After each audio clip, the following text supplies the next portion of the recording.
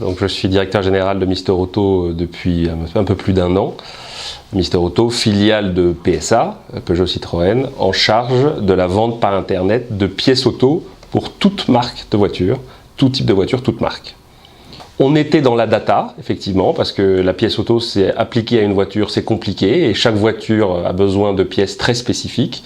Quand vous multipliez les combinatoires que vous donnez là, on est en train de passer dans le big data, parce que, en tant qu'e-commerçant, tous les jours, on récupère les comportements des clients, tous les jours, on récupère les prix de nos concurrents pour se positionner, et pour en déduire le meilleur positionnement. Donc, Mister Auto est en train de basculer d'un monde de la data qui était nécessaire pour la pièce auto à un monde de la data e-commerce. Et la data e-commerce, c'est du big data.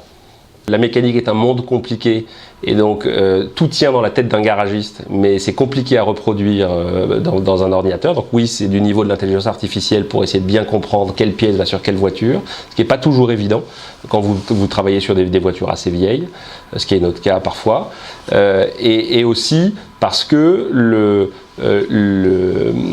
l'intelligence artificielle nous aide à anticiper ces comportements, à anticiper les prix qu'il faut qu'on pratique, à anticiper les commandes chez nos fournisseurs.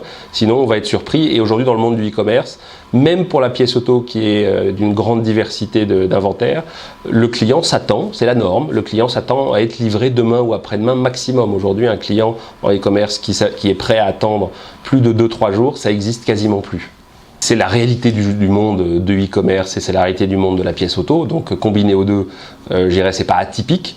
Ce qui est important pour nous, c'est spécial en étant lyonnais, c'est qu'on s'appuie sur un tissu universitaire, un tissu d'école d'ingénieurs, un tissu de chercheurs avec qui on commence à collaborer pour construire ces modèles de big data, pour se développer. Donc il y a à Lyon effectivement une entreprise qui vend des produits très concrets. On est là pour une fois, on n'est pas dans de la publicité ou de la publicité anticipative, par anticipation. On est sur du produit concret qu'un client commande pour sa voiture.